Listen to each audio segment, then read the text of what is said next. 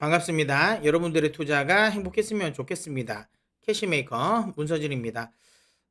오늘 영상은 썸네일에서처럼 2월 CPI 프리뷰를 한번 해보도록 하겠습니다. 제가 이제 매달 CPI 발표를 앞두고 제 이제 예상을 해드리고 있죠. 물론 뭐 이게 맞고 틀리고도 뭐 중요할 수는 있는데 이제 이렇게 됐을 결과가 이제 어떻게 나왔을 때 그 결과에 따른 방향성이 이렇게 될 것이다라는 걸 제가 이제 좀 이제 제 개인적인 의견을 드리고 싶어서 이제 매달 요런 컨텐츠를 지금 찍고 있습니다. 그런데 물론 이제 매번 매달 제가 찍을 때마다 "정말 중요합니다. 이번 CPI는 매번 중요합니다."라고 이야기를 했던 것 같은데, 그런데 여러분들도 다 아시는 것처럼 진짜 정말로 이번은 그 어떤 CPI 지표보다도 중요해졌습니다.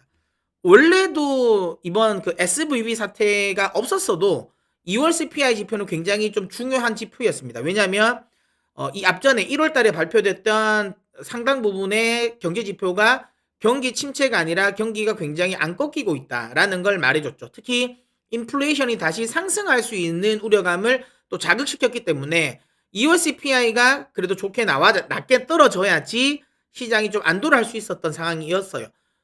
안 그래도 중요한 시점에 지금 SVB라는 사태까지 터져버리면서 그 어느 때보다도 중요해졌습니다. 물론 제가 SVB 사태와 관련된 부분은 제가 앞전에 영상을 통해서도, 그 다음에 제가 라이브를 통해서 또 설명을 많이 드렸기 때문에 잘 아실 거라고 보고요. 오늘 미리 이야기를 드립니다. 오늘 원래는 제가 라이브를 목요일, 일요일 저녁 9시 반에 제가 한 2번 정도 라이브를 하잖아요. 근데 이번 주는 CPI가 워낙 중요하다 보니까 제가 오늘입니다. 오늘 9시, 저녁 9시 30분에 라이브를 합니다. 그러니까 CPI가 이제 실시간으로 우리가 보고, 그리고 그 결과에 따른 또 대응 전략도 제가 실시간으로 이야기 드릴 테니까 시간 되시는 분들은 꼭 9시 30분에, 저녁 9시 30분에 라이브 방송이 켜지면 많이 참석해 주십시오. 자, 어쨌든 그만큼 2월 CPI가 매우 중요하다. 이유는 이거죠. 지금 시장에서는 이건 있어요. 자, 이 SVB 사태가 터지면서 일단 미국에 문제가 터진 거다. 미국 은행에 문제가 발생한 거죠. 물론 수습은 되고 있습니다. 이게 수습이 안 되진 않죠. 수습이 안 되진 않고 수습을 하고 있고, 특히 연준은 양적 완화라고는 하지 않지만 사실상 양적 완화지 않습니까? 이번에 이제 이 유동성을 푸는 건 물론 이제 모럴 해저드 우려감이 있어가지고 구제금융은 하지 않습니다. 전 이거는 결정을 잘한 것 같아요. 워낙 이제 리만 사태 때 금융권에 대한 이런 이 구제금융을 적극적으로 해주면서 사실상 이게 투자자들은 보호가 됐는데 그러니까 거기에 이제 얘가 예금한 일반 개인들, 그 다음에 이 리만 사태를 통해 가지고 미국 국민들이 좀 힘들어지고, 최종적으로 이게 나중되니까 결국에는 문제를 만드는 당사자들은 잘 먹고 잘 사는데 오히려 그로 인해 문제가 만들어져서 국민들의 피해는 오히려 고스란히 받았다라는 게 인식이 강해가지고 구제금융을 쉽게는 안 하는 상황이죠. 그러다 보니까 이번에도 연준 입장에서도 미국 당국도 구제금융을 하지 않았습니다. 구제금융을 하지 않고, 이 구제금융과 지금 이 예금자 보호와 관련된 부분은 차이가 많습니다. 왜냐하면 구제금융을 한다면 회사 자체를 살리는 거거든요. 사업을 영속하게 해주는 거예요. 그럼 이 말은 결국 투자자를 보호해 주는 겁니다. 거기에 투자하고 있는. 근데 지금 SVB 사태 같은 경우는 뭐 얘들이 뭐 방만하게 경영했다 그거는 아니에요. 하지만 그럼에도 불구하고 어쨌든 정상적인 구조로 운영된 거는 아닙니다. 그러니까 원래 같으면 예금을 많이 받으면 보통 상업은행들은 거기에 맞춰서 대출을 많이 내주죠. 그래야지 예대 마진이 받으면서 이 예대율을 맞춰가지고 좀 안정적으로 운영이 되는데, 금리 변동에 크게 이제 이 리스크에 노출이 덜 됐는데 얘 같은 경우는 영업을 못한 거죠. 그러면서 이제 대출을 많이 못 냈어요. 그러다 보니까 남는 이제 이 금액 같은 거를 대부분 다 이제 채권에 투자를 하면서 좀 문제가 생긴 건데, 뭐 어쨌든 그러니까 이런 이 자체적인 경영에 대한 능력이 부족해가지고 망한 건데, 이걸 또 구제금융을 해주면 당연히 이제 모럴 해저드 우려감이 있죠. 그리고 국민들의 여론도 안 좋고, 그러면서 이제 얘들을 투자자라든지 이 회사 자체는 살리지 않겠다. 결국에는 그래도 거기에 투자한 예금주들은 우리가 살려주겠다라는 거죠. 그러면서 기본적으로 양적 완화를 또 했습니다. 사실상 물론 뭐 이 채권 팔지 말고 어차피 채권 팔면 너희 지금 손해 보니까 그거 팔지 말고 그 채권이 있으면 그걸 담보로 우리가 돈을 빌려줄게라는 거죠. 근데 이게 시장가가 아니라 액면가. 그러니까 지금 현재 채권 미국채 가격이 워낙 많이 떨어졌으니까 여기서 그럼 담보 가치 자체가 낮아지니까 그냥 너희가 가지고 있는 액면가 그대로 우리가 쳐줄게. 그런 식으로 해서 또 담보를 해줄게라고 했기 때문에, 그리고 이게 특정 기업들만, 특정 은행들만 해준다는 게 아니잖아요. 모든 은행권을 다 해준다고 했으니까 사실상 QE라고 보시면 됩니다. 아무튼 그렇게 시장에 돈은 뿌려졌다. 원래 같으면 요것만 딱 하면 좋아해야죠. 시장은 또 급등을 해야 되는데, 일단 지금 현재는 불확실성은 뭐냐면 연준의 스탠스가 애매해서 가는 겁니다. 그러니까 이렇게 했는데 연준이 여기서 금리 인상을 멈출 것인지, 아니면 이런 상황에도 불구하고 금리 인상을 더 계속 유지를 할 것인지가 시장은 초미의 관심사인 거예요. 왜?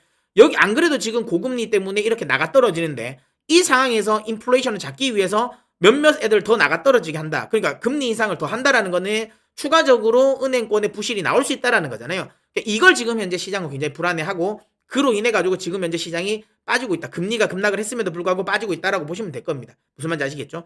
그렇기 때문에 일단 어느 정도 멍성은 깔렸어요. 그러니까 연준으로 하여금 금리를 동결시키고, 그럼 추가적인 금리 인상 속도를 높이지 않을 만한 명분을 만들어줬어요.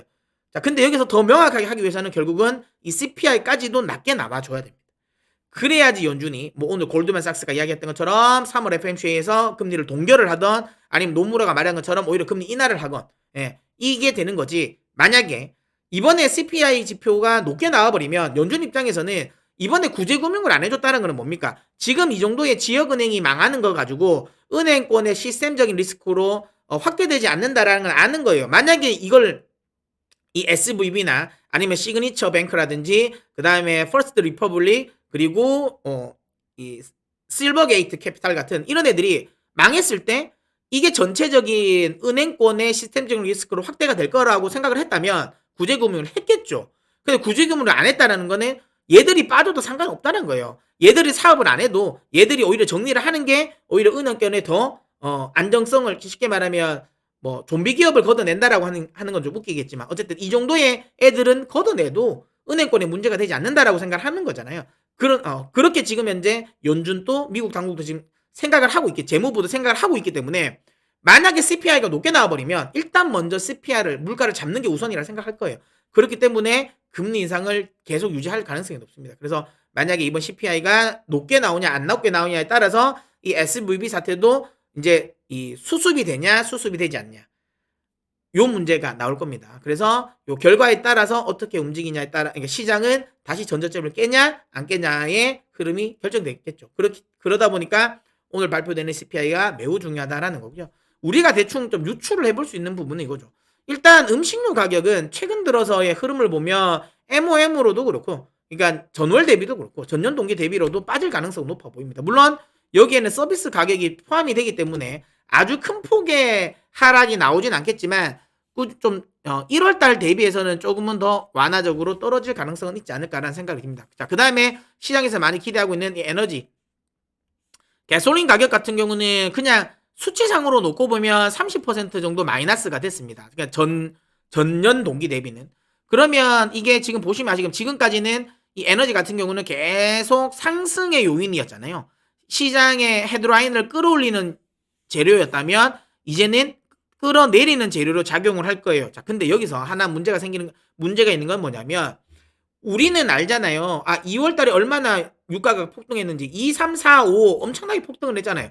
요걸 알기 때문에 그러면 지금 현재 유가, 이 상황에서 엄청나게 역기조 효과가 나오겠다라는 걸 알고 있는데, 여기 하나 함정은 뭐냐면 결국은 보정값이라는 겁니다. 그러니까 통계를 집계할 때는 너무 지나친 이런 이 계절적인 요소로 인해 가지고 너무 지나치게 통계가 이렇게 들쑥날쑥하는 걸 막기 위해서 보정값을 준단 말이에요. 근데 그 보정값을 세게 줘버리면 생각보다 역기조 효과가 안 나올 수도 있습니다. 그러다 보니까 지금 현재 시장의 금리 예상치가 단순히 그냥 에너지 가격의 역기조 효과만 생각을 한다면 5% 미만으로는 무조건 떨어진다고 기대를 할 건데, 그게 아니죠. 지금 현재 뭐 인베스팅 기준으로 본다면 한 6% 정도, 헤드라인 기준으로 봅니다. 그 다음에 블룸버그 예상으로는 한 6.1, 그 다음에 클리블랜드 연은에서 이제 발표되는 거 6.2잖아요. 그러니까 생각보다 엄청나게 기조 효과가 있음에도 불구하고 에너지 가격에서, 근데 생각보다 헤드라인은 안 떨어진다라는 거예요. 왜? 보전값을 많이 줄 수 있다. 그런 거죠. 근데 보전값이 얼마나 들어가냐는 몰라요. 예. 노동부 통계청에서 결정하는 거기 때문에 모릅니다. 그렇기 때문에 이거를 섣불리 예상할 수는 없겠지만 그래도 어쨌든 에너지 가격은 떨어질 가능성은 매우 높다라는 부분. 그러니까 1월 달에 우려했던 인플레이션이 올라갈 가능성은 낮고요. 확실하게 떨어질 가능성이 높다라는 거고요. 지금 현재 이제 시장에서 우려하고 있는 건 이거죠. 중고차 가격이 최근 들어서 많이 올라간다라는 건데, 근데 이것도 이번 지표에는 바로 반영은 안 되겠죠. 왜냐하면 이것도 레깅이 한 3, 4개월 되니까 요거는 다음 달 정도에 반영이 될 것 같다는 생각이 들고요. 그 다음에 최근에 주거비 같은 경우는 지금 그 레디핀에서 조사한 주거비 같은 경우 굉장히 많이 떨어졌거든요. 근데 노동부에서 지금 조사하고 있는 주거비는 계속 꾸준히 상승하고 있어요. 근데 이게 실질적인 지표, 그러니까 레드핀에서 실제 가격, 그러니까 이 주택 주거비가 빠지는 속도랑 그 다음에 노동부가 이 집계하는 속도는 레깅이 한 1년 정도 있습니다. 근데 이게 이번 달부터 또 반영이 될 수 있는 상황이다 보니까 거기에 올해부터는 또 주거비도 비중을 더 높였잖아요. 그래서 요거까지도 현재는 조금 더 생각보다 많이 떨어질 수 있는 상황이지 않을까라는 게 일단 시장이 좀 기대하는 부분인데, 이런 기대에도 불구하고 만약에 CPI가 높게 나와버리면 좀 문제가 생길 수 있다라고 보시면 됩니다. 자, 시나리오별로 그럼 어느 정도 나와야지 안정적이고 어느 정도 나와야지 시장이 환호를 하고 어느 정도 나와야지 시장이 폭락을 할 것인지라는 건데요. 이것도 개인적인 그냥 전망입니다. 일단 헤드라인 기준으로 이야기 드리는 거예요. 헤드라인. 그 코어 말고 헤드라인 기준으로 만약에 한 6.2 정도, 6.2 이상, 6.2 클리브랜드 연은이 조사한 것보다도 더 높게 나온다. 그러니까 만약에 6.3 뭐 아니면 6.4 이렇게 나오면 하락행 급등열차. 그러니까 이렇게 됐을 때는 이거겠죠. 본격적으로 시장에서 뭘 우려하냐. 지금도 약간 우려하는 게 이거잖아요. 스태그플레이션에 대한 우려감이잖아요. 지금. 그러니까 만약에 SVB 사태로 인해 가지고 은행의 지역은행의 미국 지역은행의 연쇄도산, 그로 인한 경기 침체. 아이고 글씨 잘 안 쓰니다. 이걸로 인해가 주가가 폭락하고 있는 상황에서 야 물가도 그나마 기대하는 건 연준이 금리 인상을 멈추는 거잖아요. 그러니까 지금 현재의 문제점 같은 경우는 물론 뭐 SBB, 그러니까 즉 SBB나 뭐 시그니처, 그 다음에 뭐 퍼스트 리퍼블릭, 그리고 그 실버 캐피탈은 모두 다 실버 게이트, 그러니까 모두 다 그들만의 좀 특수성이 있습니다. 하지만 그 원인 중에 망한 원인 중에 하나는 또 급격한 금리 인상도 맞거든요. 그러다 보니까 이런 지역은행의 부실을 야기했던 원인 중에 하나가 해소될 수 있는 부분이잖아요. 그래서 금리, 그러니까 이 인플레이션이 굉장히 좀 중요한데, 만약에 여기서 물가를 못 잡는다라고 했을 때 연준이 지역은행이 망하는 것 때문에 금리를 안 올릴까요? 요거는 모르는 거죠. 올릴 가능성이 높다라는 겁니다. 자, 그렇게 됐을 때 시장은 전저점을 깰 가능성이 높죠. 왜?